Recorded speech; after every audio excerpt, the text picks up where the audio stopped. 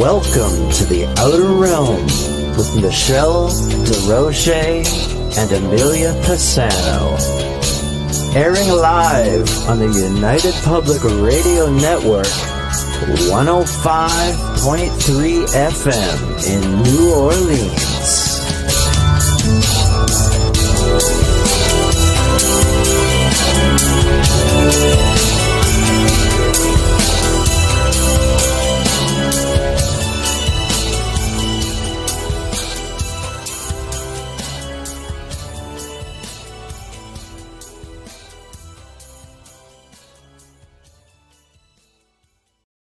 Good evening, everybody. Welcome to the Wednesday night segment of The Outer Realm. We are broadcasting live on United Public Radio Network, UFO Paranormal Radio Network 105.3 from the Gulf Coast and 107.7 FM from New Orleans. We're fully sponsored by these guys, amazing people over at Folgers Coffee, who have been a part of our journey for the last few years. We're so thankful for them. So thank you, Folgers. We couldn't do it without you, nor would we want to. Also, thank you to Justin Snicker, aka Dr. Snick, the Sonic Surgeon, for the contribution of his voice, his time, his music for the intro you just heard. He is an award-winning composer of Halloween, horror, sci-fi, and dark wave electronic music, which can be found on all of your favorite music streaming platforms. Also, thanks to Steve McGinnis, the artist behind our banners and logos here at the show. Check him out on Facebook and Instagram. Also specializes in the horror genre, but does phenomenal commission pieces of any sort. So tonight we're welcoming back one of my favorite people. Honestly, she's a riot. Dr. Rita Louise. We all love her. She's right to the point. She's a lot of fun, and she's going to be discussing her book. We've done this before years ago, and it really did well. I mean, she fast became a fan favorite. But her book is called The Dysfunctional Dance of the Empath and the Narcissist. And boy, have we not often had, a whole melee of that stuff in our lives at some point, just a whole lot of craziness. Yeah, right. That's what I say. So anyhow, I'm just sending her out a link. So bear with me, and then I'm going to get to everybody. Where are you? Rita, lovely Rita. Okay, here we go. All right, perfect. So, God, chat room's already filling up like crazy. You guys are like awesome. So we've got hello, Dolly. Oh, hello. And we've got, oh my God, hold on. Where am I going? You guys are all over the place. I'm just trying to find you all. There we are. Hey, Z-Sun, how are you? Hi, Mark. How are you? Oh my God, keep going. Hello, Janie. I know. Big get well wishes to Amelia. This thing is like a plague. It's just not relenting, and she's really struggling. So big hugs and lots of light there for sure. Folgers indeed. Yes. And hello, Guardian. Hello. Hey, Mark. How are you? Mark, I did get your emails. I'm running behind on everything. I will get back to you. I will, because I am interested. So just putting it out there. I don't want you to think I forgot about you at all. So am I missing anybody? No, we're just coming in. A lot of people are just chiming in. So for those who are just coming in, we are on one Facebook page. That's The Outer Realm. The show disappears after that, which means you can only catch it, of course, on YouTube or Rumble. Tonight, we are on, 3 different YouTubes, including our own. We are on X, we are on Rumble, and we are on Roku TV as well. So that's where you're going to find it after the fact. And okay, good. All right. So we're good to go. Yeah, we're good. Yeah. Awesome. Okay, let the games begin. I know, we're good. I know. It's always a lot of fun with you. You never know where it's going to go. So how are you? Off all week. Yeah. So the other times that I've been on your show, I've come on after my Thursday night live. Yes. Which makes for a really long evening. Yes. And so when we were talking yesterday, I'm like, oh, well, tomorrow's Thursday because I'm going to come on, you know, and I was like, I don't know that I can do that. Yeah. I I know. was- Please tell me it's not. And I'm like, Okay. it's Wednesday. It's not even Thursday. You won't I just talk for an hour. see, I am the bearer of good news, kind of. That's right. So it'd be so much fun. Amelia's still sick, and this topic just sets her on fire. So I'm thinking, all right, we booked this. Amelia's gonna be full of energy and pea and vinegar, ready to go. And she goes, Not going to ask you questions. she's down. Yeah, no. Oh, Yeah, she's sick. Everybody's sick with this bloody plague. So it's just like, you know, it's got a good hold on her. So she's working it. But I'm just like, that's okay. I'll take one for the team. I'm all about narcissists and empaths and you know, but I think she's got a real itch for them. So it's been much more entertaining. But we've covered this and like long ago, and you know, we have a whole other bigger audience, and you've done different things to it. It was so popular. People really resonate with this topic. Like it's almost like everybody at some point has come across something, you know, a narcissist and so on in their lives. For those who are highly empathic, it's a really bad mix. I mean, I know I'm married to one for a long time.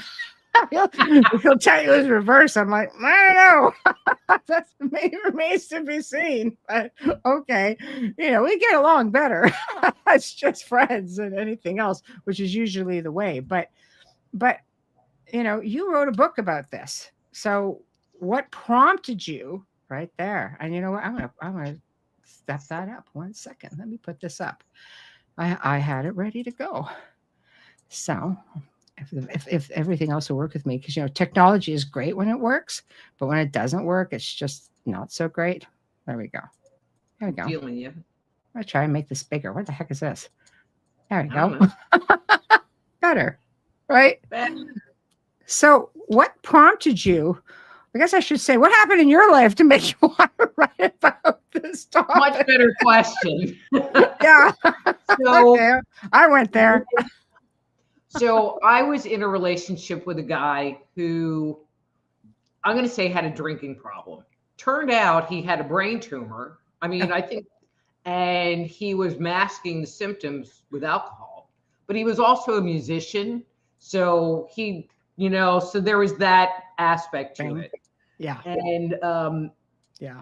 and everything really needed to revolve around him because he just couldn't navigate the world Right.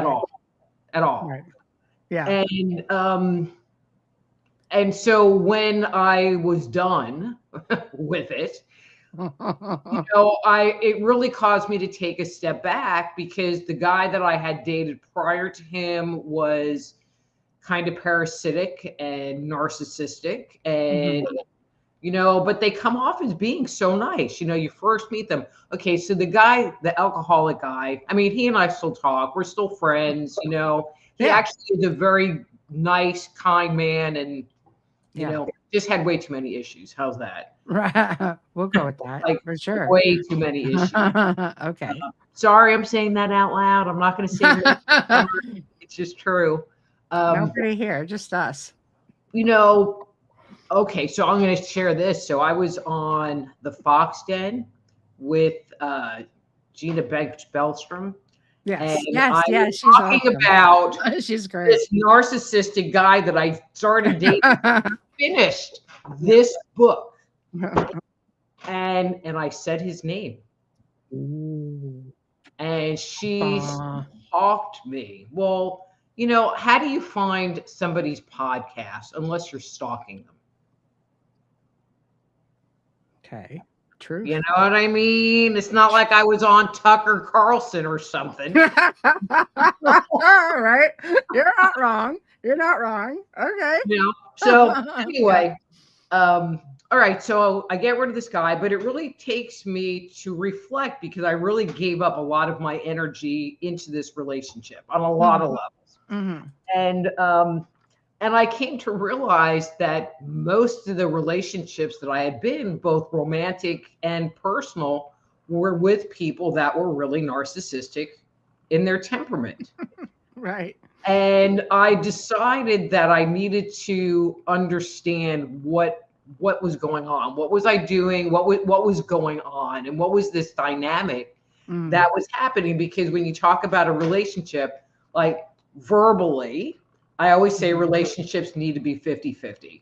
Now, in most relationships, it's 60-40, sometimes 70-30, kind of depending on the dynamic in the relationship. You know, or like maybe I do 70% of the cleaning, but you mow the lawn 70% of the time, you know, which I don't really want to do, you know. So, but when you're in a relationship with someone and you're giving the 70% and 80%, and now you're down because you're sick or you're overloaded at work and you can't give that much, and then they get mad at you and draw their energy. So now you're not even getting their crappy 10% or 20%, you're just getting attitude. It makes you go, what's going on? And why what I'm putting my energy in, and you see I'm struggling, so why can't you put your energy in to make it be more equitable?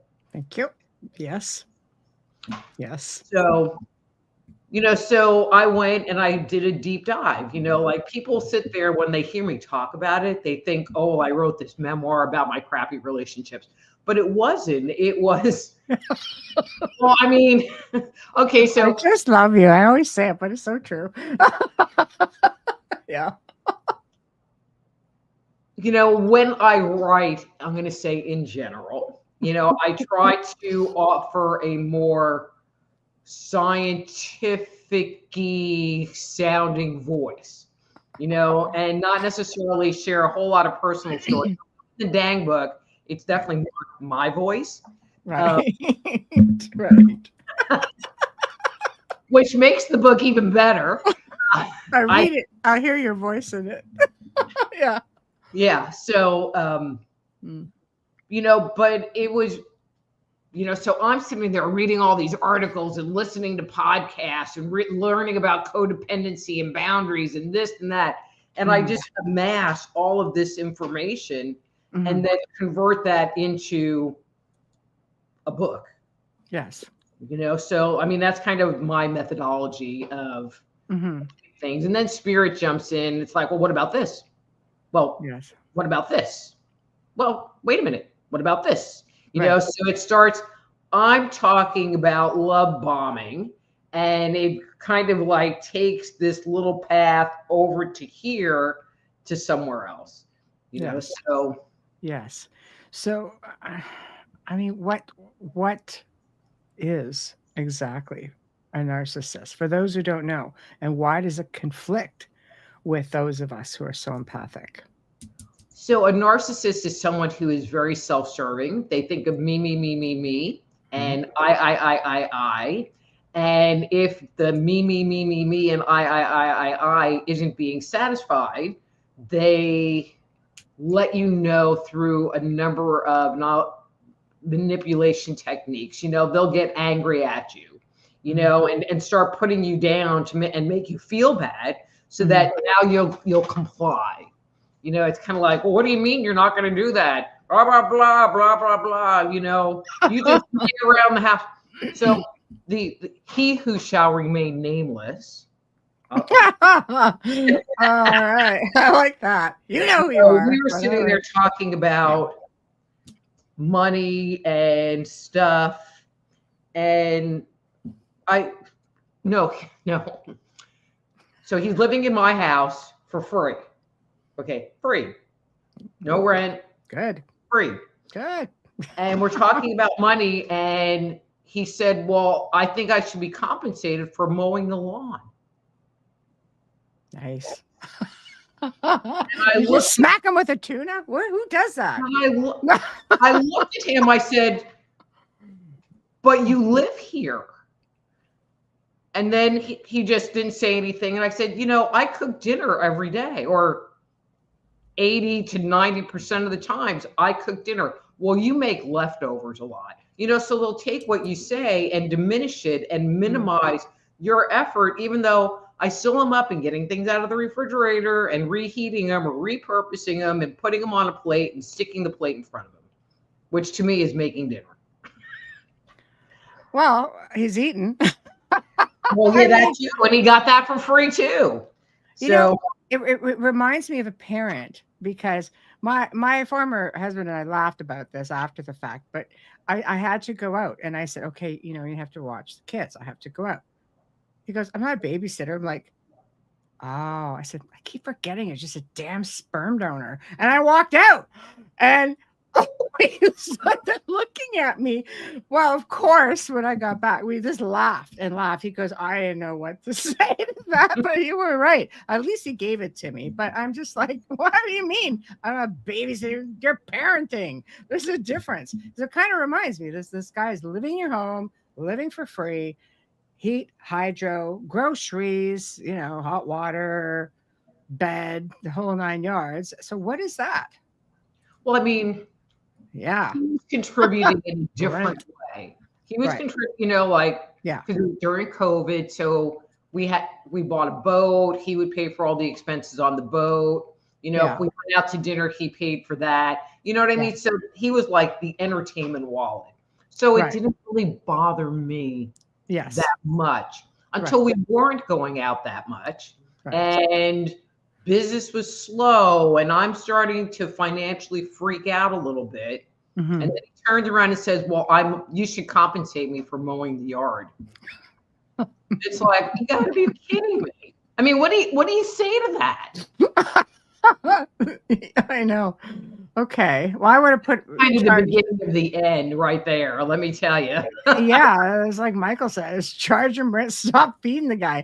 You know, it's like, for sure, charge him rent, pay for the food. You're gonna pay half of like everything. It's so hard because sometimes when you're living in that moment, you just don't see it, right? Self-worth is absent for narcissistic people. Confidence is not present. They cannot exist without trauma bombing others to make up for what they lack. Ability, empathy, the ability to love. I always say it's they want to make people feel worse so they can elevate and feel better in that moment. It makes them feel better and it pats them on the back. Right. So let's bring in the empath, but I have to sit there and quantify it. Well, first I'll explain what an empath is. So an empath is someone who's just very sensitive, you know, so like somebody that's a highly sensitive person, that's a pretty common term these days. Right. You know, can also be an empath, but it means that they feel things that are going on around them and are sensitive. You know, and my 2-second explanation is when you walk into a room and you feel the vibes in the room, or somebody walks up and, you know, you're like, okay, they're kind of creepy, you know, or whatever. Or my personal favorite, you go to Walmart, you have your list and you make it for about 5 minutes because you can't get out of there fast enough. Right. I mean, Walmart. I just can't do. I have friends that are like, oh yeah, I like walked around and looked around and shopped. I'm like, that's a whole other world, isn't it? Check out. I know, it's a whole other world. It's a whole other world. Anyway, you know, and so it's not that you can't be an empath and interact with a narcissist, but empaths tend to be fairly wounded. And it is the wounding that helps enhance their sensitivity. And so as an example, so when I was putting the book together, I wanted to do a survey to just see what came out of it because I had my theory. And on Facebook, there's a group that's like empaths surviving narcissistic abuse, something like that. And so I did a poll and I said, you know, how many of you come from a history of trauma that got involved with the narcissist? Over 85%. And I had over 1,300 respondents to this survey. You know, that's crazy. And the other way smaller group, and it was over 85%, came from a family that was very open, you know, and the parents were tarot readers, and you know they came into that free spirits. Yeah, the free spirits, right? You know, but if you think about it, so if you have a narcissistic parent, if you have an alcoholic parent, if you have an abusive parent, and you hear them walking down the hallway in the house, every little cat hair stands on end, waiting for them to walk past your door. Mm-hmm. Now you have just extended your feeling presence into that space. Well, if you don't move out till you're 18, you have 18 years of practice. Yes. Yeah. But you also have all the wounding that comes from living in that toxic environment. So when you grow up, so then there's the whole toxic environment thing. So when you grow up in a toxic environment, you meet a narcissist, they love bomb you. It's like you just want to be loved. You want somebody to love you. They're like, oh my God, you're the best thing. Let's get married next week. It's very clingy. Yeah. And yeah. You're my soulmate. But they make you feel that they're being sincere. They make you feel like you are their one and only true love on the whole planet. And they hook you, and part of that hooking is messing with your biochemistry, which we can go into if you want. Oh, absolutely. Yeah. That's a whole separate, it's part of the love of the trauma bonding category. But it messes with your hormonal regulation. And after a while, it's, because you're used to being treated like crap, and having people say mean things to you or ignore you or whatever your family dynamic is, it's like you're used to it. So, it's the enemy that I know. So,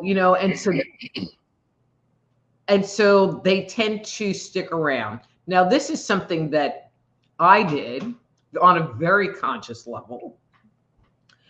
So if the guy that I was with, I brought this strategy in. I mean, I can even tell you who it was. With my husband in the and so the strategy that I adopted, because I was going to the Berkeley Psychic Institute and I was really learning how to like assess my own inner energy on a more conscious level. And learn how to recognize and feel other people's energy. Not that I didn't, but I could sit there and consciously interact with it. Right. So something would happen and he would get upset. And so he would get upset. Now my energy field, because I'm sensitive, is all callywampered. But that's sitting there triggering off all my negative programming. It's like, oh, he doesn't love me, blah, blah, blah. So I would end up going into this little death spiral thing. And what I thought would be the remedy would be to sit there and be nice to him and kowtow or people please or fix his energy. Now he doesn't have bad energy, which means I don't have to have bad energy. Did that make sense? Yeah, for sure. It does. Yeah. So it worked. It was a great strategy, except I was doing all the work and nothing ever got fixed. And so it took me a long time to figure out that wasn't a good strategy. That's a tough one. Quick question. Will a narcissist sometimes completely ignore you and never talk to you again? Yep. That's called the silent treatment. So something happens and they just stop talking to you, or you get one word answers, or they lock themselves up in their room, or they ghost you until they want something from you again. And then they'll reappear. And they use that as a form of punishment to make you want to know, well, what did I do? What's going on? I mean, it really kind of puts you in your head going, I don't get it. I don't get it. But I mean, aren't people on average guilty of that to a degree? Like when you have, I mean, for me, we had an agreement in place. Cooler heads prevail. if there's something going on, let's just walk away, reevaluate. And most of the time that worked, but it took a long time to get to that point. And I mean, there's a reason he's a former, but there were just times where going against the grain, and I think everybody sort of goes out of character, or narcissist is very in character. But I mean, if I just don't feel it's a proper time to talk because it's not going to go anywhere, I'm going to just shut the heck up and just go to my little corner until it's safe to come out. So if you're not in the ring at the moment, it takes two. That's a different strategy. Okay. So what it sounds like you're talking about, so there's some kind of interaction that happened, and now you're feeling triggered, and your internal emotional space is upset. And it is a very appropriate strategy to sit there and go in the other room and maybe do some breathing or whatever. And a emotionally healthy way of navigating that is saying, babe, I'm a little upset right now and I just need to have some space. And let's talk about this in an hour or talk about this in the morning. Now there's communication, and I'm not locking you out. Right. I'm giving you the information that I need a little space. But narcissists will never do that. They won't say it. They just they just don't respect that space factor. Well, they don't respect you, that you might be hurting. I don't even think they respect themselves. Michael says, my mother used to tell me not to date anybody with more problems than my own, right? That's a words to live by. Seriously. But I definitely agree with that. So do you think some of that behavior just comes from, because in some of the ones that I know, and some just on a very generic level, and I know in his case, my former, there was a degree of child abuse. And it doesn't have to be a physical. In this case, I think, he'd mentioned it was both. But I think it's just even that over-controlling parent or parents, and, the child is like afraid to speak even. And then you end up in a situation where this comes in through life, and you're going to go one way or the other, right? So it can happen that as the over-controlled child grows up, now they just start behaving like the parent, the over-controlling, over-dominant parent. Right. The more common thing is that they're a child who really isn't, there's no boundaries put on them. So they want to do something, they have a temper tantrum. So I have 2 stepkids. They're my kids. And I have grandbabies. Yay! The best. And, so when I started seeing their narcissistic dad, so I took the younger one with me to Walmart. I was going to Walmart, I had to get, there was something I had to get, and it was like, okay, do you want to go with me? Because I was trying to create a relationship with them. And so we wandered around because he was like 8, and we're wandering around Walmart, just, spending some quality time together. And we go through the toy aisle, and he's like, well, can I get something? And I was broke, and I'm like, if you can find something for like $5 or less, we're good. I go, but if it's over $5, I just can't, I can't do it. You're in the right place for that. That worked out, especially back in the day. And he wanted something that was like $15-20, and I'm like, sorry, dude, I just can't do it. And of course, there's no tag on anything, there's no label, so all the way up at the register, when we find out it's too much, I can't do it. And he literally went and sat on the floor next to the register and started to cry. 8 years old, sitting on the floor in Walmart. And I looked at him and I'm like, I don't know what that's about, but not going to work here. It ain't working, and I'm going to get my stuff and I'm going to go, and you can come if you want, or you can sit there and cry. But but they have that history, well, I won't talk to you. I'll sit there and cry. I'll have a temper tantrum. I'll nag you to death. until I'll yell at you and get angry, Oh, till you back off and remit and give me what I want. right. That goes into adulthood. Yes. Throwing themselves on the floor and stuff. Having a moment. Sorry. It's a manipulation technique. Mm-hmm. To get somebody to do something they don't want to do. Oh, I've seen coffee tables fly out through patio doors. I've seen things, and I just walk in. It's like, I walk out. I don't want to go there. I'm just like, that's ridiculous. I just came in and it's just like, well, that's like $3.50 right down the tube. Thank you for that. You try to make light of it because otherwise you're feeding into that whole cycle, which of course you don't want to be a part of. Alan makes, he's got a question, I guess. He says, most empaths won't put up with the BS that narcissists bring to the table. I'm a bit confused as to how, he says in the next line, how the two are connected. I don't agree with you. And what I said, it's the wounded empath. Anybody right. Wounded, yeah. Right. Yeah. I mean, I've been an empath my whole life. I've been a people pleaser my whole life. I've kissed a lot of ass. I've kissed a lot of guy ass. Right.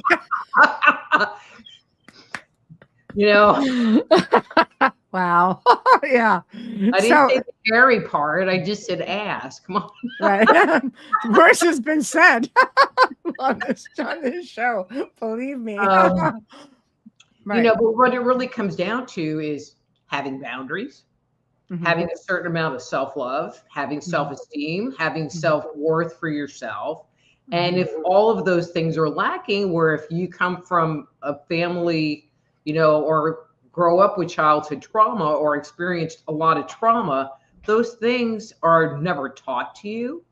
And you just don't know how to, it's just not part of your world, and it's something you have to teach you. I mean, if you have a parent who isn't there for you or is constantly criticizing you, it's like you're going to grow up and think that you're just screwed up, and you have to teach yourself because they are not uplifting and energizing you for greatness. So, and he carried on the question to what is a wounded empath? And the empath knows how to protect him or herself. I don't know. I don't agree with that either, Alan. You look very young. So, you're just talking about, I've been scorned by the narcissist, darn it. No, I think that, I think sometimes people are very empathic. See, Alan, you understand what being an empath is. There are people who are very sensitive. They're empathic, but they have no idea they're actually empathic, and that their energy is clashing with a more aggressive, a more aggressive energy, being someone who is narcissistic. And you just don't sometimes realize right away until you are full on into this relationship. And you realize you're not the person I actually started out this relationship with. What happened? It's because they changed. So when I married husband number 4, we were married a month. Okay, so I was number 6 for him. And all of his past marriages were with narcissists. Yeah. And after a month, we're in the living room and he gives me a hug and he goes, well, I'm waiting. And I'm like, waiting for what? And he goes, well, I'm waiting for you to change. And I'm like, change how? He goes, well, that's how it's been. It's like, you're this great person, we get married, and then, after a month or two, you change into this bitch. And it's like, yeah, I mean, I might not put makeup on every day, but I'm kind of like a one size fits all kind of gal. Like what you see is what you get. So yeah, not really much happening here. Yeah. Yeah. So I think that pretty much makes sense. I think expectations have a lot to do with it. But I mean, you could go years with someone, because my former is definitely wounded, very, very wounded, never properly counseled, but the narcissistic with him was definitely something that came from trauma in childhood, but somebody desperately trying to break that cycle but couldn't. Well, Because I don't think anybody was harder on himself at times than him with it, but I don't think he knew how to break the cycle. And the fact that he would be even open or willing to possibly think there was something wrong. You know, when I first released the Dysfunctional Dance book, people were like, well, do you think Narcissists would read it? And I'm like, no. And they were like, why? I go, because there's not anything wrong with them. So why would they need to fix it? Okay, Yes. he who shall not be named. The last chapter of the book talks about me meeting him and stuff, which I read it after the fact, and I'm like, man, this was like one giant red flag.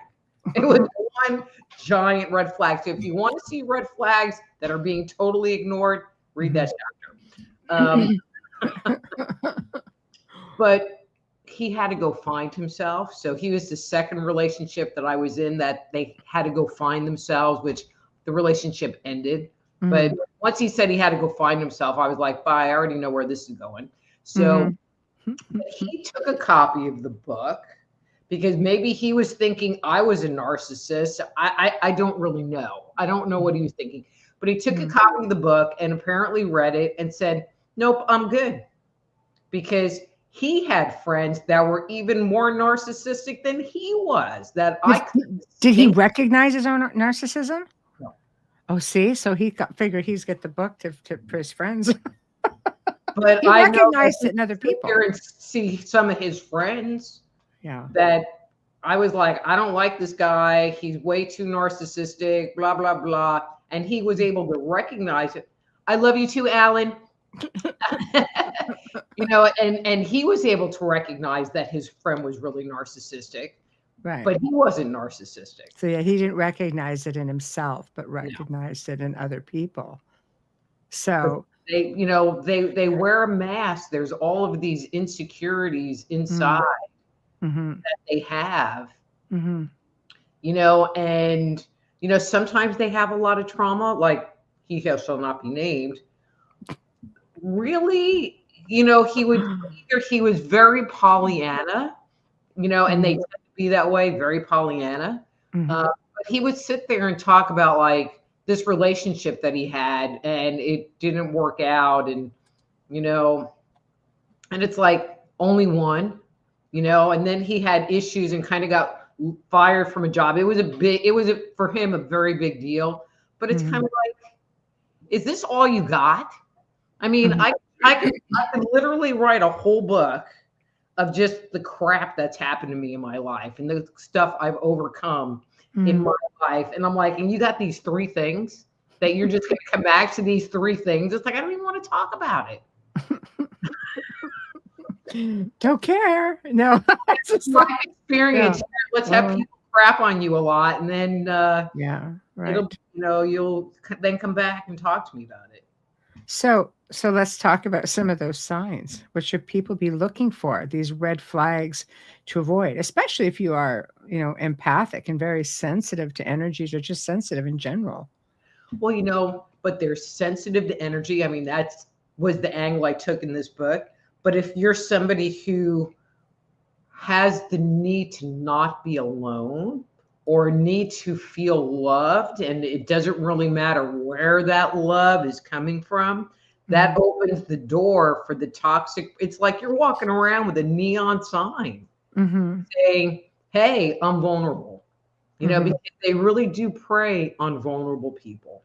You know, so one of the red flags is, you know, they love bomb you, you know, they make you feel really good. And, you know, that you're the apple of their eye, you know, and you can do no wrong and you're their soulmate and you have all of these interests in common and they're going to take care of you. Like everything that's on your wish list, it's like check, check, check, check, check, check, check. You know, and then they do something called future faking where they'll talk about, they start like talking about marriage, or they talk about things in the future that really require you to be a couple. I mean, not necessarily married. Mm-hmm. To sit there to get your buy-in, to sit there to let you believe that they want to have this future with you. Mm-hmm. You know, and so again, it's part of this kind of deception of, I want to have a life with you. And, you know, now we're talking about the future, and we're creating this thing, you know, but really they just want to live in your house for free. Charge you to cut the grass. Man, that's a rough go.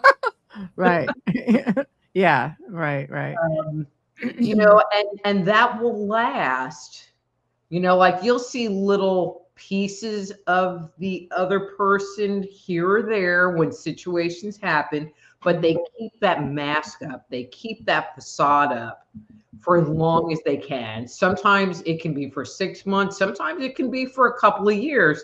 Mm-hmm. If you live with them, it's a lot harder because they're around you all the time. Mm-hmm. But if you don't live together, they only have to put that facade on the weekend or whenever they're around you, which is a lot more doable to do. Right. You know, but once they have you locked in, it's like then everything can change, you know, and this sounds really terrible, but I have heard stories of women who, I'm not going to say they intentionally get pregnant, but they get pregnant before they're married. And now the guy gets pressured kind of into marrying them.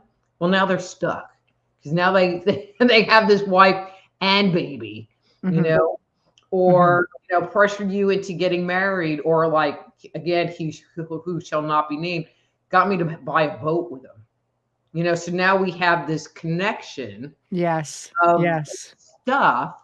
Mm-hmm. The boy's dad, it's like he was living in a rental. I had sold my house in a different state, and so I wanted to buy a house, and so I ended up buying a house where he wanted to live, you know, so now I'm in this house that I can't afford with him and his kids in a town I really didn't want to live in, you know, so now I'm stuck. Yes. Which is what they want, that vulnerability. That's what they want, because it makes it, and that's when the mask starts to come off. Mm-hmm. And that's when you find out who they really are, but you're kind of trapped, Mm-hmm. you know, and it Yes. can be a really hard thing to stop and say, this isn't working for me. Mm-hmm. Mm-hmm. I mean, I remember, you know, when he had to go find himself. I kicked him out of the house. Well, okay, he had to go find himself, and he had texted this woman that we knew from online. It's like Steele's kiss. Mm-hmm. But it was just a friendly peck on the cheek. I'm like, you're so full of crap. It's like, I know what that's all about. So and then I found the cell phone bills, 3,000 texts in a month. Yeah, that's all it was about. Finding himself. Yeah. By living in the other room. Right. And, you know, but it was easier for me to worry about, how am I going to pay all the utilities and the mortgage and the this and this and this myself? You know, I can get a roommate. I can do this. I can do this. I mean, I ended up selling the house and downsized. But I was free. And I wasn't dealing with the, why are you texting this woman and then lying to, you know, I mean, it got rid of all of that. And, you know, then I just had to take care of myself. And that was just so much easier. And, you know, it's tough. Not everybody, you're lucky that you own that house so you could sell it. You know, you're lucky that you could walk away despite with all of that, because nobody should have to put up with that. You know, so it's not easy. I really feel for women in particular who they get into these relationships, they get pregnant, they have babies. Now the mask is off, but the husband doesn't really want them to work. So they have no career. The control. And now they have babies, and they are in an untenable situation with no place to go, no money, no resources. Those are the women that my heart goes out to. Yes. Yes. You know, I mean, people sit there and say, well, you should go to a shelter. I mean, that's part of the reason that some women stay in abusive relationships, because they have nowhere else to go. So let's flip it around. What about a guy in that situation who is the narcissist ends up being the female, and the guy's the one trapped in there going, what the heck did I just get into? Because sometimes, you think, sure, the guy can just leave, but I mean, women are really emotional besides that. Like, we're emotional creatures. So you just like, oh, hell no, I'm just gonna make your life a living hell. And they just stalk the guy, they torment the guy. I mean, like, what do you do in that situation? Who tends to be the narcissist more often, men or women? Like, I don't have an answer for that.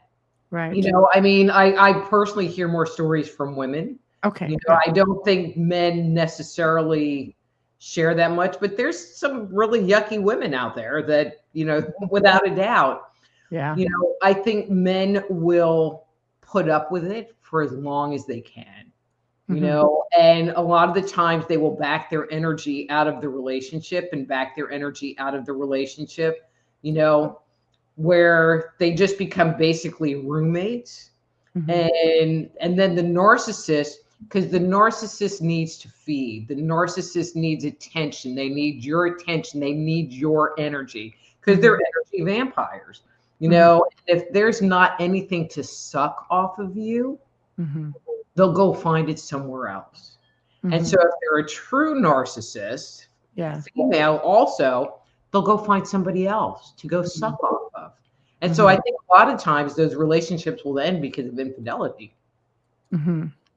Yeah. So it's a whole other cycle. Yeah. And so it's just, it's easier for a guy to walk away, if they are financially independent. And, I mean, so I have to ask this because Wayne came up and said, my mother was an extreme narcissist and ended up in a relationship where he ended it and got saddled with $40K of this person's debt. So do people who have narcissistic parents, one or the other or both, tend to seek out people of that same personality or demeanor? As opposed to the fight or flight, like, I'd be out of Dodge. Do they just tend to gravitate towards the same type of people? Yes. I mean, because can you imagine taking two people that are narcissistic, that are so self-centered, and put them in the same room together? It's like, who's going to take care of who? And during the love bombing stage, they might take care of each other, but it's just a matter of time.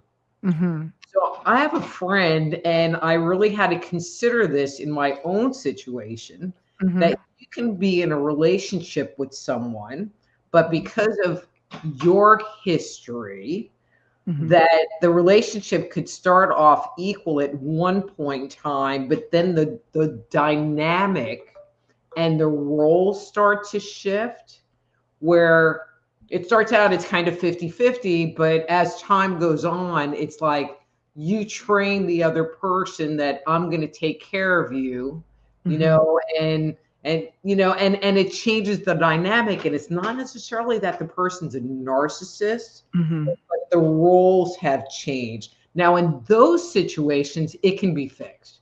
It can be readjusted, and because that's not really what they want. It's just, but from a perceptual level, from like an internal level, it can see like, God, he was really nice, but now he's a jerk. But it might be that you trained him to be a jerk. Nice. But that was, it took me a lot of thinking about, is that even possible? But it is. I can see that, and I can see where, I'm half Jewish. I got that like Jewish mother thing going on. So it's like, I always got dinner. There are things that I do that I just do because it's just what I do. And so after a while, you get used to me doing those things. And so when I don't want to do those things anymore, I can see where you would get a little cranky. But I've trained you to expect me to do those things. Right. You know, and that's where it starts becoming that bit of a rub. But again, it's like if you are emotionally intelligent enough and open enough, you know, conversations can happen and that dynamic can be reset. You know, or a conversation be had where, you know, you say, you know, it's like, you know, I love you and I would like to cook dinner every day, but I don't want to right now. Right. Not going to be a thing. Yeah. That's a really tough one. I've known people. Yeah. I mean, I know people who, you know, when you're outside the box, it is so easy to look inside the box and say, what the hell were you thinking? Oh, wait, you're not thinking. Some people, you can paint it black and white. It can be so obvious. Everybody sees it. Whole family is trying to tell you. Your friends are trying to tell you, you know, and for some reason, it's like they just don't always see it. So how do you break through to somebody like that? Because I know people right now in that situation, and all you can do is sit on the sidelines. And it's like, did you not see what, you know, other people around you who you know have been through? Like, do you not see this in yourself? I get that the heart wants what the heart wants. You know, some of these people do a really good job at just anchoring the other person in.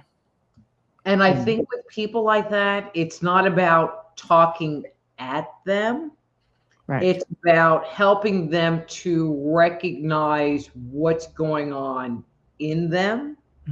It's like, okay, so they just did this thing that you're looking at it going, oh my God, that was terrible.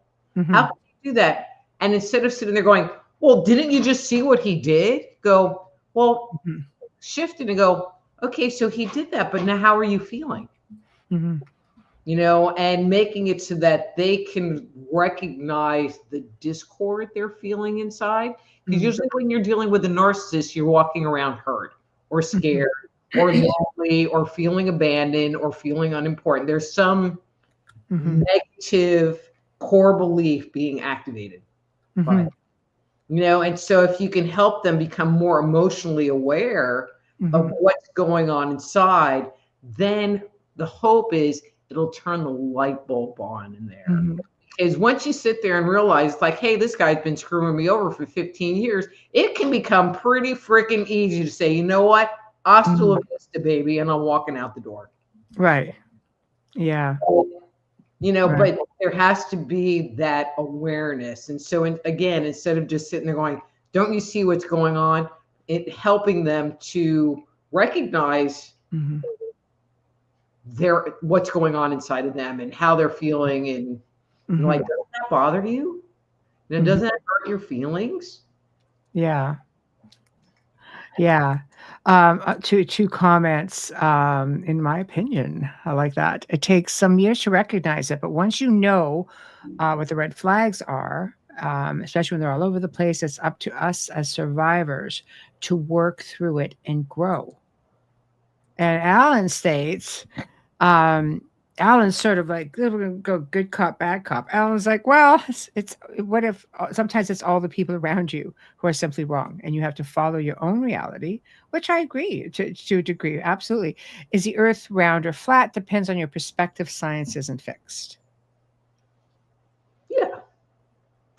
So I'm going to go back to in my opinions comment. Can you put that one back? Yeah, right here, right here. Okay, go ahead. I'm going to respond to that. So in my opinion, it can take your whole freaking lifetime. So, right. So I'm going to throw this one up. So this is my other book that I wrote after the Dysfunctional Dance of the Empath and Narcissist book. And just for you, in my opinion, is called Dang, It Was Me All Along.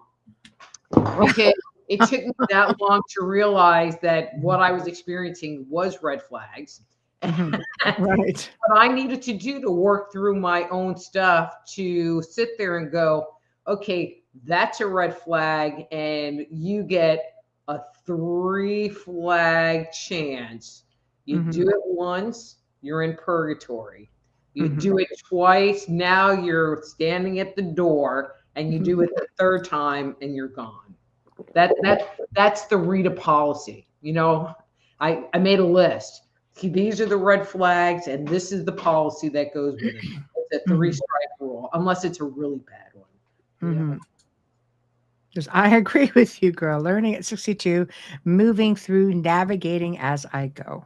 Yes, yes, yes. Question. Mark, will the narcissist play victim and put all the blame on the other person? Well, you know, that is their other major coping technique, manipulation technique, is playing the victim card. Oh, well, you know, I would contribute, but nobody wants to hire me, as they sit on their computer playing text twist 15 hours a day, not helping clean around the house, not doing anything to contribute while you're going to school and working a job and running a business. Right. Yeah. Right. But I'm looking for a job. It's like, can you find an online job? You're on the wrong website. I don't know. You know, Texas Hold'em, something. Bring something in. Yeah, I totally understand that. I totally understand that. And I mean, it's hard for people who are very empathic. I know people are very empathic. Now, on the flip side of things, sometimes you have empathic people who are just so sensitive and emotional that they think everybody's out to get them. You know, like, okay, well, I guess I've played my due course. I'm not needed. This is that's the end of this. That's the end of that. Or, you know, I give and I give. I'm not appreciated. But sometimes it doesn't go too far. And it's like you say, dang, it was me all along. Was it? I'm going to throw something out for you to consider. Okay, yeah. I'm just playing devil's advocate. That's all. No. But I got a list over here that I'm trying to get through. I totally hear what you're saying. Yeah. My question is that person really sensitive, or are they a drama queen saying they're sensitive, and really they're a narcissist in disguise? So that's a like a big mix of what the hell. Because a person that's sensitive can be empathic with somebody else, and you know, can feel their feelings. But if it's always about me and my drama, it's like, oh, well, you know, what they did upset me. It's like, no, you're not emotionally regulated, and you're using your emotional dysregulation to control the energy in this space, which is a narcissistic tactic. But some people don't even realize that they're dramatic. Like, they don't see that just as much as a narcissist doesn't see that they're a narcissist. Just like the empath might not realize they're sensitive. Yeah. Right. Yeah. A covert narc dramatic thought she was attacked everywhere. Oh. Yeah. So, I mean, that makes it really hard, because you got these clashing personalities, you know, that are just butting heads. And meanwhile, you could be dealing with two entirely. I mean, maybe the other partner, and I don't just mean a female. I mean, a guy could just be, you know, like, it was funny because even like I said with my former, he was very dramatic. And you'd always say, who's a drama queen in the house? The kids would all go point to their dad. I'm like, that's right. You know, it's like it seems to go hand in hand in some things, but sometimes it is the guy who's on the flip side of that as well, right? Yeah. So I know someone that was like that. Drama queens tend to be pretty narcissistic. Right. You know, and you know, they might play the victim card, you know, like the whole world out to get me, or it's so sad. Well, you know, I would have a career, but, and then they blame somebody because they didn't get out from in front of their computer playing computer games. It's like, well, you know, it ain't their fault. It's your fault because you did nothing. Nice. So whatever. So, I mean, you're looking at a really difficult formula between two different ends of the spectrum. Can people like this actually find their way to having a functional relationship. If they are both committed to doing it, and how, narcissism, just like empathy, or trauma or whatever, is all on a scale, and how willing are the two people willing to work with each other to bring it into the middle and to open up communication lines and to be honest and be real.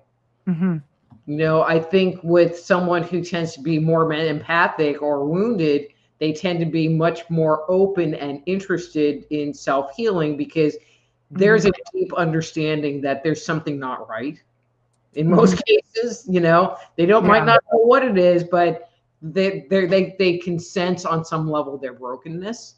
Some people that are narcissistic might recognize, or they might just truly, truly love the person that they're with and are willing. And that's the big word, are willing to try to change. What I have read, and okay, so in the DCSM, which is the Diagnostic Mental Health Manual, where narcissistic personality disorder does exist, there are certain markers that, if you do these things, and you have to get like 5 out of 10, I don't know, there's some criteria to be identified as having narcissistic personality disorder. And so I've heard stories, not a lot, but stories of couples working together and helping the narcissistic partner reduce certain behaviors so that they went from having 5 characteristics down to 3 or 2, but it's really about relearning and reprocessing and doing therapy and changing who you are. I mean, it's kind of like an alcoholic, it's like there are people that will sit there and say they're going to change, and we'll go to therapy once. And that's it. And then that's it. I did it. Yeah. And, and I think it is rarer for individuals like that are really interested in making that level of commitment. Because it takes work. And one of the things that I've kind of seen about narcissists, they're kind of lazy, because you should be like peeling grapes for them and fanning them because they're great. And, they're on this pedestal and you should be worshiping them. So why should they have to work? It's your job to work. Do you know that? That's a pretty extreme. That's a really, I guess you get some that are really worse than others. Because it would be hard for narcissists to realize they've had a problem. Yep. I agree 100%. Yeah. CL, by the way, is one of our hosts here on the network called the Gateway Podcast, Tuesdays at 9 p.m. Eastern. So she's a peach. We love her. But so, gosh, okay. So Mark says the same thing. It's funny because Mark has hinted at stuff like this before. And Mark has a lot of cats. I think Mark's just happier with his cats. Yeah. Mark, I have a girlfriend, Deb. She has a lot of cats. She don't want a guy either. Maybe you guys need to hook up. Yeah, right. I know. So yeah. I mean, it's interesting because women that have had, and even guys that have had a lot of toxic relationships, tend to like hang around each other. And one of the other characteristics that you tend to find is that they tend to be the black sheeps of their family. Right. I'm being brutal. Narcissist is a black sheep of the family? Huh? You mean the narcissist is a black sheep? No. The one who ends up with the narcissist. Oh, the ones who ends up with the narcissist. That explains a lot. I'm a complete freaking I am a black sheep rebel. I look but usually the black years you're bad, you're wrong, don't do that. You're supposed to be this way. And then you marry that personality that's telling you you're bad, you're wrong, and you put up with it because you were the black sheep. Anyway, I'm going to take your details, Mark. That's it. There we go. Mark's a team player. So, I mean, for me, I am always a person that's gone against the grain, but which was going to be one of my next questions was how does a narcissist and somebody who's so headstrong, who puts up with no BS, I mean, that's got to be from my perspective, I could tell you it ends badly, but you got to have a bit of common sense as you go through it. But I mean, there's got to be a lot of that, aren't we? Don't we all have a little bit of narcissism in us? I mean, we all have a bit of narcissism, but Yeah. you know, with writing this book and having people share their stories with me and whatever, I unofficially started the Dumb Girls Club, and I was actually going to make a Facebook group called the Dumb Girls Club. Yeah. Because one of the things that I found, and I thought this was really interesting, was some of the most brilliant, self-confident, self-assured women I know make the worst relationship choices. Really? I'm serious. Damn. I'm serious. That's the Dumb Girls Club. You know, Right. and I on something that's insulting. It's like, no, I am talking about brilliant women who find the rotten apple at the bottom of the barrel. Right. Every time. Mhm. Every time. Right. So does And that come from like our damage, like as a woman who's like that? I don't, you know, I've never really thought Should write a about book about it. Start with me. it. Yay, the Dumb Girls Club. I thought that would be a great title, though. Yeah. Actually, Yeah. you know, I could do an anthology of like all my friends' stories. And, you know, and then I have guys that like want honorary admission into the Dumb Girls Club. They're like, we want to be part of the club, but we're not girls. It's like Well, I know. honorary member. Yeah. The bad boy effect. There we go. Truth. Truth. Okay. So comments. Wayne says, I know people from my past that once in therapy was suggested that the therapist states that the problem lies with the significant other, not the one, you know, I know this story. The therapy session comes to an abrupt end. So in this case, you know, the guy gets hauled into to therapy, his butt went finger point, and the therapist says, no, I want to start seeing you one-on-one to the wife, and no more. Therapy just ends, essentially. Yeah. I mean, if that's the narcissistic person, yeah. Or you can go to couples therapy, and then you, the empath, can be pointed to as the one that is broken, and you need to fix yourself. Mm-hmm. Okay, so Michelle, I mean, we know each other fairly well. Yes, I think so. Well, no, but I'm going to make, you know, so this was told me that I was a controlling person. You're a controlling person? That's what I've been told by partners, that I was a controlling person. I think you're a pretty easygoing person. If you pull out the control card, it's usually for a pretty good reason, I would think. You know, but I mean, you know, but you have people sit there and tell you you're controlling. Now, granted, I have standards, you know, like you're not going to leave your crap laying around my house all the time, you know, and I have this expectation that, you know, the dishes get washed at least every day. Mm-hmm. Yeah, right. Kind of thing, you know, Yeah. That's controlling.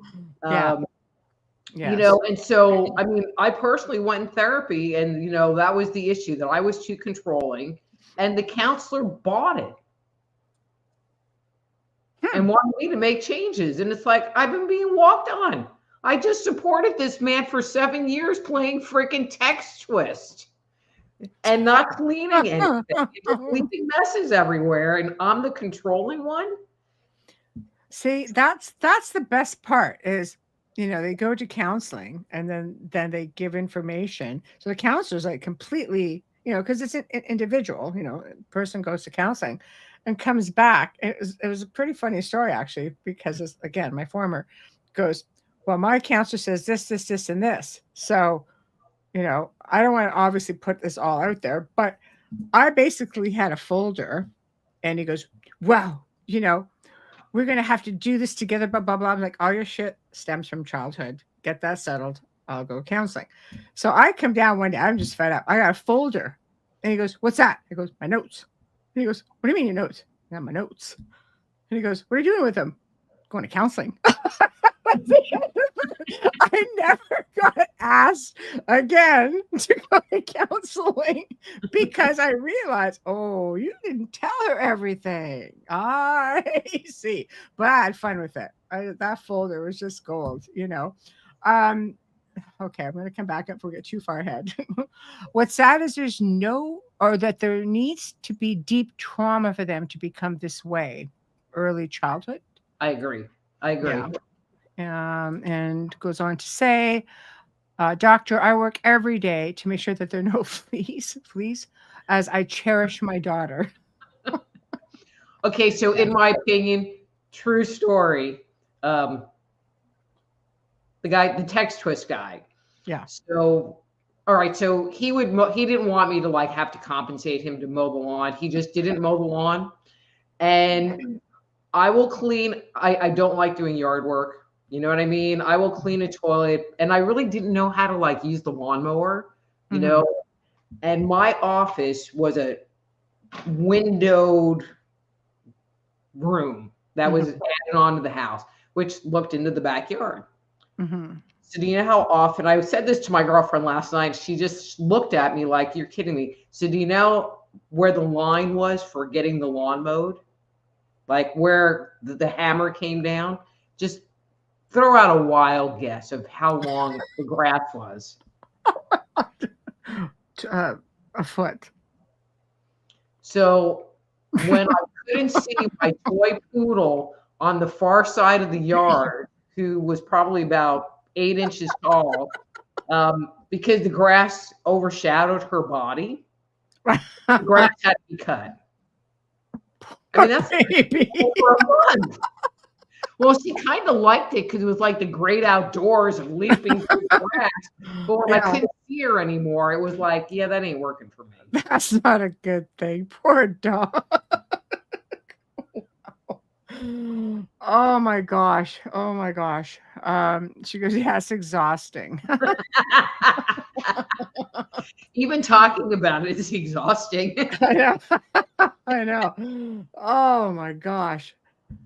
I mean, honestly, I have to say though, I think, how does one bounce back from spending, I mean, you know, a year, 2 years, decades with somebody like that? How do you actually recover from something like that to the point where some people just gravitate to this is just who they seem to end up with all the freaking time?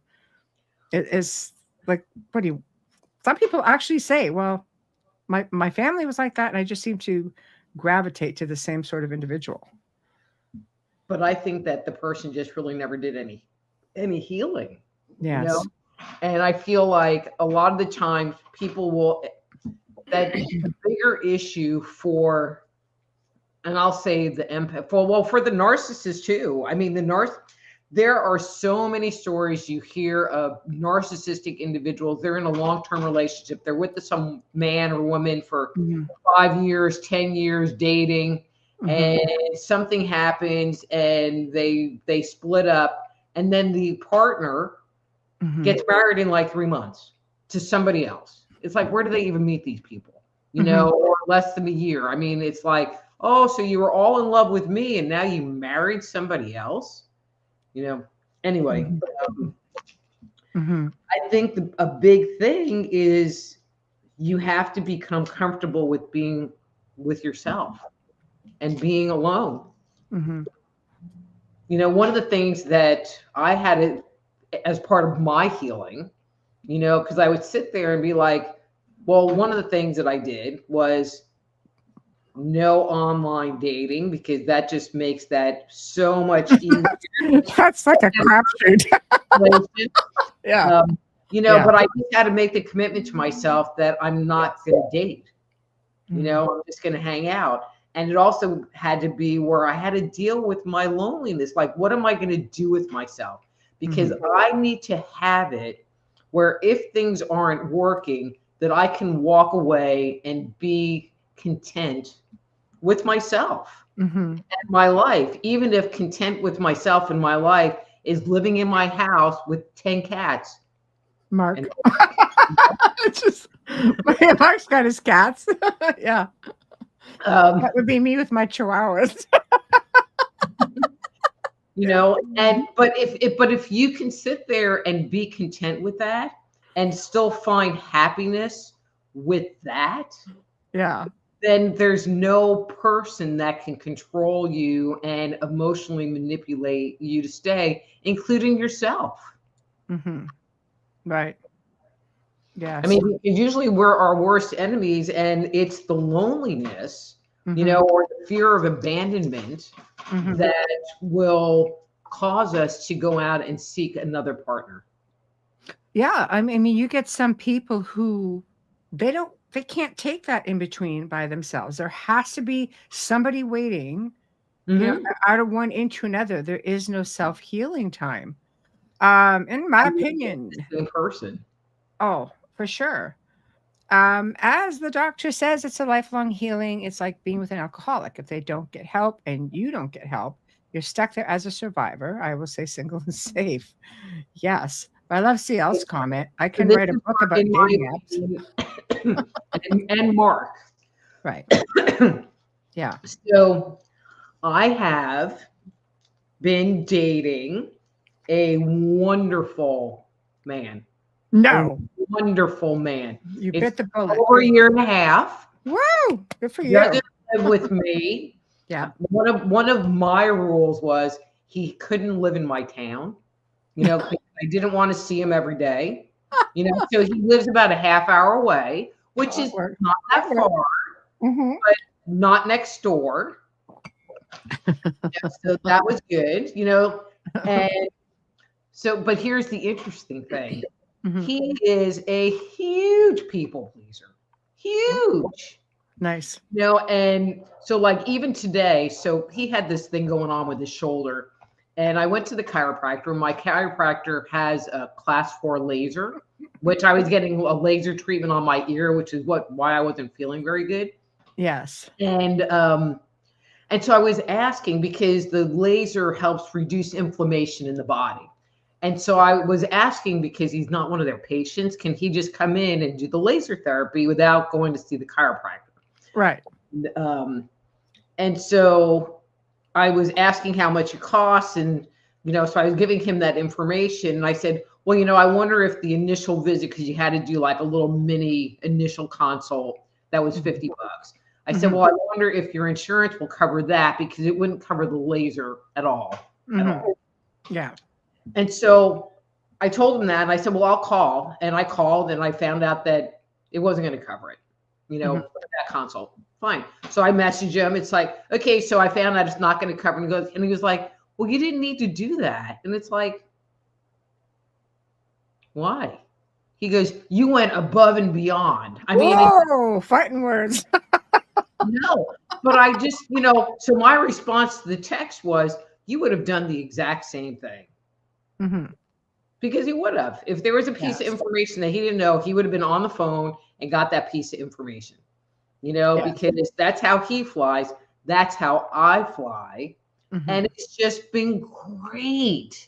So all you people that keep finding narcissists, just look for the freaking people pleasers in the crowd, because it is so much better. It's just less work.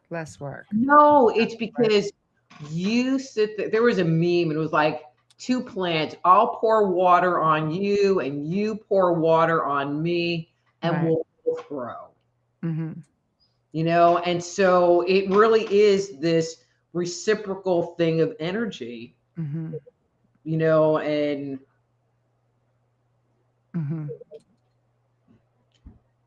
it just makes it work so much better, because both people are willing, and it makes it be easier, because now I really only have to do 50%, you know, and like I had that ear thing going on. I was not feeling good. And I went to get up out of bed, and he was like, what are you doing? I'm like, well, I was going to go. And he goes, turn around, go put your ass back in bed. And he went and made me breakfast. Put a movie on for me. Out in the room with me. because that's Yeah. how it was. But I would do the same thing, Yes. But see, so I love that. I love that because that's what a relationship is. You do for one another, and you just there for one another, and you work stuff out.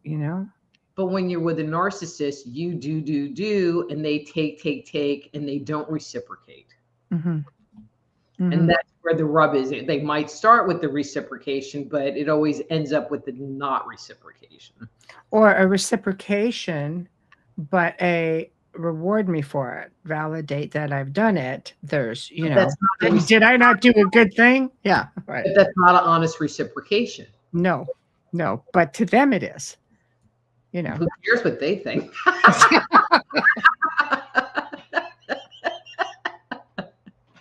Because now you're still having to give them something for them doing something versus they, there's a big difference between I'm doing this in a transitional way, transactional, like I'll do this and you'll say, good boy, railing, good boy, versus I want to do this thing for you. I genuinely want to do this thing to make you happy. Mm-hmm. You genuinely want to do this thing to make me happy, not out of obligation, not out of you're demanding it, but I want to. And there's just such a good feeling when you give it. And if you're a people pleaser, it's really hard to receive it. I've been working on him about that a lot. It's like, can't I just sit there and cook you dinner? Like, he's really bad. I will go and I don't know, buy a freaking chicken to make for dinner and bring it to his house to make dinner. And he's like, well, here's $5 for the chicken. And I'm like, It's like, what? You just have to, right? That's funny. It's not leftovers. No, but then he turns around and buy me a shirt off of Amazon, or I would needed to get a certain kind of light bulb, and he found them and he bought them for me. And I'm like, and so then I try to give him money because he's always paying me for crap. And he's like, I'm not taking your money. And I'm like, okay, well then I'm going to bring dinner on Friday and you're not going to give me any money because you got me these light bulbs. I mean, I have to sit there and talk to him like that. Right. You can let me give back to you. Yes. Right. It's funny. In my opinion, Dr. Rita, can you explain to me, someone can be a true narc personality disorder, yet appear to do nice things, like giving to the poor? And I know it's a strange question. Or can a true narc personality disorder yet appear to do nice things? That's the facade. You hear stories and, who always comes to mind first thing, well, in my opinion, says she was 62, so she'll get it, is Bing Crosby. Everybody loved Bing Crosby, and he was always the priest in movies and kind and loving.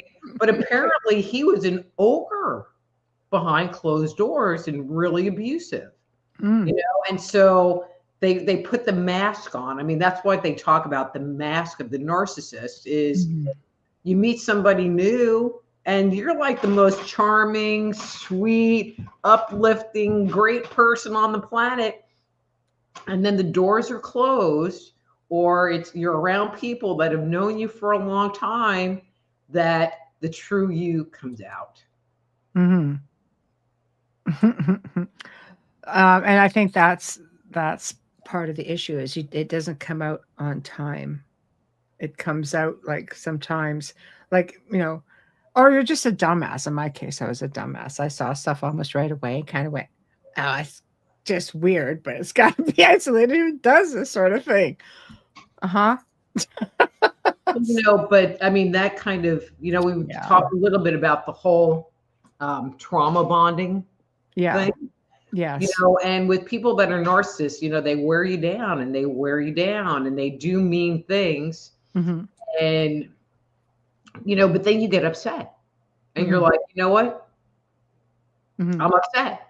And so maybe you go off into your room because you need to go heal and you need to kind of figure out what's going on inside, Mhm. and that's when they sit there and go, "Oh, I'm so sorry. I didn't mean to beat the crap out of you and give you a black eye and break your arm. And they will sit there. It's like, I'll never do it again. I swear. Yeah. And then 3 weeks go by and they're doing the same behavior, Mhm. and so, but when that happens, okay, so when they are love bombing you, it is filling your body with feel good hormones, Mhm. and so it's like you're around them and you feel great and you feel energized and you have a lot of dopamine and oxycontin in your body, or feel good hormones, serotonin. That's what I was thinking of. Yes. And so that goes on for a long time until something bad happens. And then your cortisol, which is an adrenal stress hormone, kicks in and you come crashing. But then they apologize and you start back up that thing. And so the periods where you crash in the beginning might be really spread out. It might be 2 or 3 months, and then you get that one comment. But then it's for another 2 or 3 months. But then when the mask comes off, they're constantly hitting you and hitting you and hitting you, not physically, but with negative stuff. So it's constantly putting you into that cortisol, but you want to feel good. All you want to do is feel good. And I think that's why I would do so much work on trying to fix my partner, because I would be in such a dopamine, serotonin crisis that I needed them to get better so I could feel better. And, I've never actually thought of that and said that out loud before, but that totally makes sense. Totally makes sense. And y'all heard it here. So, I mean, I remember dating this one guy. I was in college and I was all about this guy. And when I was around him, I flew high. But then he would do things where I would like curl up in a ball, and it felt like he like took my stomach and just like ripped my guts out. And then it would resolve and I would go back up this roller coaster of like emotional high until he ripped my gut out again. I mean, it was palatable. And that was, for me, that was a red flag. Like if I'm with you and I'm doing this, I need to stop and take a step back and go, is this good? And is this healthy? Because been on that road. Yeah. Yeah, it's difficult. It's almost like they should teach this in high school or there should be a college course on it. There's a lot of things that they should teach in high school. And actually, it's not even high school. I think emotional awareness, just that concept of emotional awareness and paying attention to what's going on inside and not just living life on autopilot, like, okay, that happened and I'm having an emotional reaction to it, but I can't control it and there's not anything I can do. There is a lot you can do. And if you knew when you were 5 years old how to self-soothe, how to recognize, how to effectively communicate, that we wouldn't be so screwed up. That's a tall order. Do you think maybe back in the day, it's really not that hard? It's not, but It's I mean, to try to get any school or anybody to put a course on this, unless it's for adults on the outside, of any sort of actual curriculum. But you remember back in the day, why they can have DEI, why can't they have emotional awareness? Well, I was thinking before people even got married, or relationship courses. Before you get married, they used to do it back in the day. Blood tests. You have to take a course to see if you were compatible. I mean, boy, I think you picked that up. Catholic. I don't know if that was kind of everywhere. No, but it's not a bad idea considering. I mean, You But know, what if they taught you about emotional awareness and paying attention to what's going on inside, mm-hmm, then you would automatically learn about boundaries. mm-hmm, And you would automatically learn, like, that person, every time I'm around this person, I mm-hmm, feel better, and it would make it so that you could make different choices.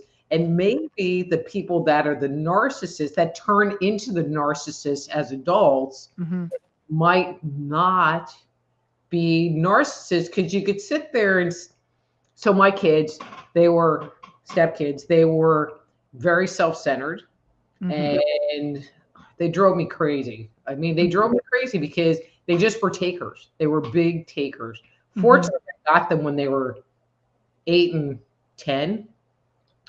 And my thing their whole time that they were with me was, it's about an equal exchange of energy.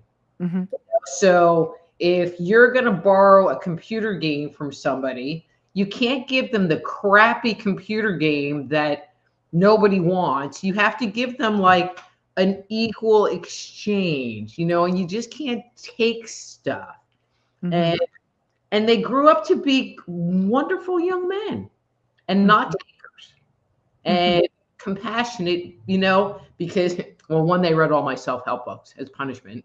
Right. Yeah. Good. Good. Good. Yeah. So I think if you get them early enough, Mm-hmm.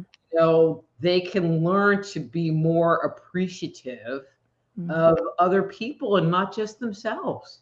So let's finish off with this final comment.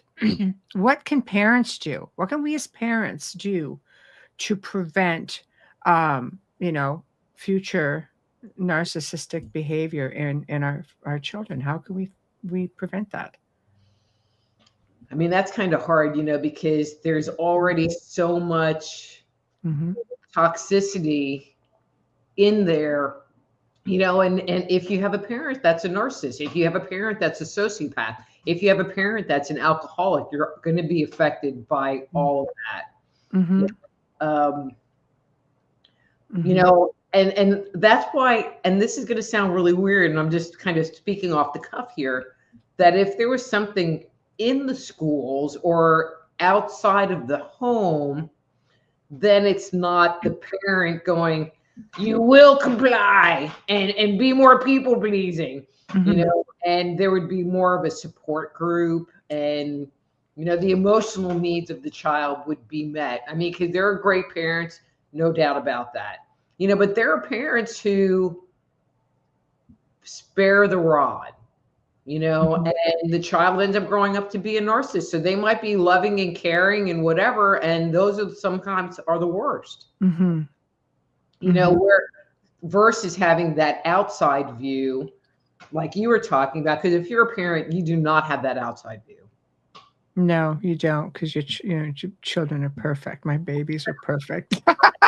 But I have to say, considering, the situations, it never rubbed off on them. They were really well adjusted. They did not like the behavior, because they're all adults now. They did not like that behavior, and they broke that cycle.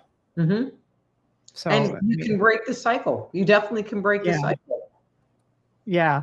I think it's important, because it can be done. You can, prevent the future generations, because, like, I have a grandson now too. It's just like, oh, perfect little attachment. I love you. That was my son. We're all just attachments to one another. I'm like, I don't care. You're my attachment. And when my grandson was born, I went, look, honey, I have a new attachment to love. He just scowled at me. It's like, so, you know, yeah, I'm a bear poker. Just poke the bear, get what you can out of it. But I'm really pleased that you came on and that we talked about this, because obviously it just resonates with so many people. Still, you have people who just, everybody knows one. Everybody. It's like, just seems to be a thing. It's almost like, I grew up, I didn't hear a lot about this. Not that they didn't exist, it just wasn't talked about. It Now wasn't it's everywhere. Yeah. Well, it's not that it's everywhere. It's just that now we can point it out. Now there's a level of awareness Mhm. about it, where before we just, that was, I'm going to hold the book cover up here a second. I mean, Yeah. that was why the lips are so nuts in the cover. Yeah. It's because people that are victims of narcissistic abuse often suffer in silence because they will not sit there and express their truth. And I think now there's a lot more permission for people to share that information. Like if you think about it, if somebody experienced childhood trauma or they were in an abusive relationship, shame kept them from saying anything. And now it's okay, or there's a lot more permission to share your pain and to share your hurt with other people. And it's not something you have to keep in a closet, in a box, underneath the extra blankets anymore. No, it's very much a part of life, and it's out there. And just for those of you guys who are new to the show, we do have an archive. We have lots of Dr. Rita archives, but the book she was talking about earlier, dang, it was me all along. There is an archive based on that book. We have an interview. It was fantastic, So, I mean, check that out. So, okay, where can everybody find you? So my webpage is soulhealer.com. That's SOULHEALER, soulhealer.com. And so all of my books are available on that webpage. They're available on Amazon, Barnes & Noble, all the usual things. But any book you get from me comes autographed. And since I'm the one that puts them in the envelope and puts the tape on it, sometimes you get free DNA samples because inevitably there's a piece of hair that gets stuck in the tape. Nice. Oh, from Dr. Rita. It's priceless. Oh and my then, God. I'm glad I wasn't drinking there because I didn't get a drink alert. Yeah. And then on Thursday nights, right before your show, yes, I do what's called Thursday Night Live with Dr. Rita Louise. And I open with a topic of something. And after about 15 minutes or so, I open up the phone line, the chat line, because it's just chat, where people can come in and get a free psychic. There, I'm back. Okay. Free. That's it. But people can come and get a free psychic reading. Right. And so right now, I only have 2 chat portals available. One is on Facebook. And so if you want to find me on Facebook, I'm Dr. Rita Louise -Live. It's a group. Join that group. But the easiest place and where the biggest number of people go so you can actually see the chat is on YouTube. And that's my YouTube channel is Just Energy Radio on YouTube. The 3 words, Just Energy Radio. And you'll see a poodle with a tinfoil hat. That would be mine. And Thursday night, 7 p.m., you just hit the live link and it'll open the chat right up for you. So. Oh, that's awesome. And this is what you get full on. Every Thursday night, you get full on Dr. Rita. Well, they can come hang out with me and then switch over and hang out with you. See? We're fun. We are fun. I know. We'll have to figure out, what are you writing next? When can we bring you back? So right now, I'm working on a series of pieces, which I'm very passionate about, but I've been sick. So no, I ended up with this, it's a whole long story, but I think I had a medication side effect, which made this giant head congestion. And anyway, I'm on the mend of that. So thank God. Yes. But I'm doing a series of articles about, is Google devaluing your alternative health website?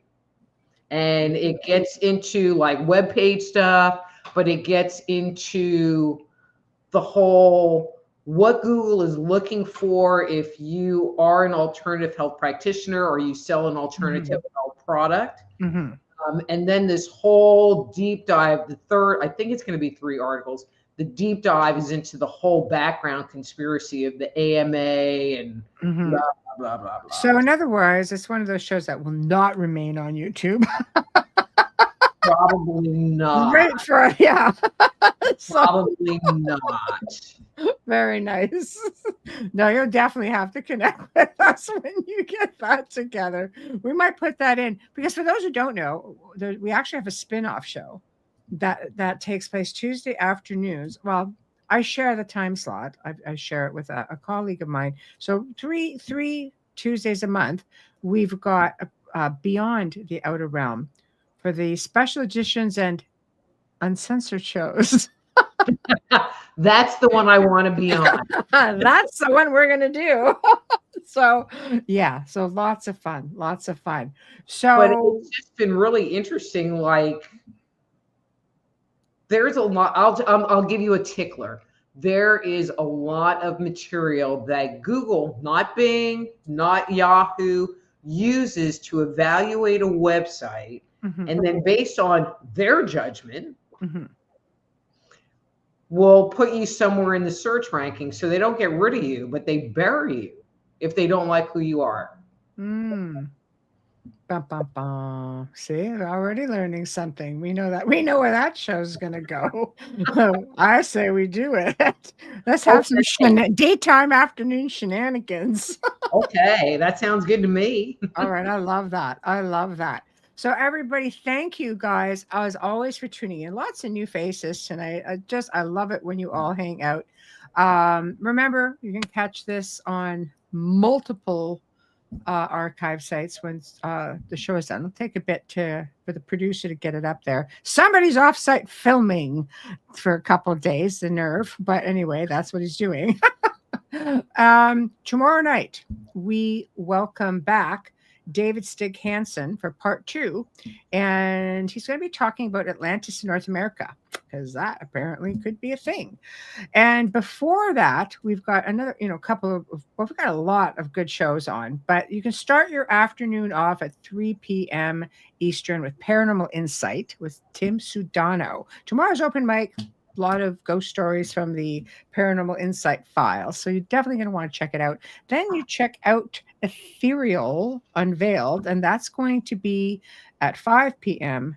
Eastern time. Always great guests. I've been on it, a few times, just saying. So yeah, always great. Anyway, we just all love each other over here. And then we've got Foot at the End of the Bed, which is right before our show. So whole lineup. You can spend the whole evening just getting on different chat rooms and bantering and having a wonderful time. So guys, thank you to Folgers Coffee. Thank you to all of you guys. Thank you to Dr. Rita Louise, of course. Big thank you to Dr. Snick. Big thank you to Steve McGinnis, all of our incredible sponsors. Big thank you, United Public Radio, UFO Paranormal, 105.3, 107.7 FM. I think I got it all. Good night, and we shall see you tomorrow evening. Bye-bye.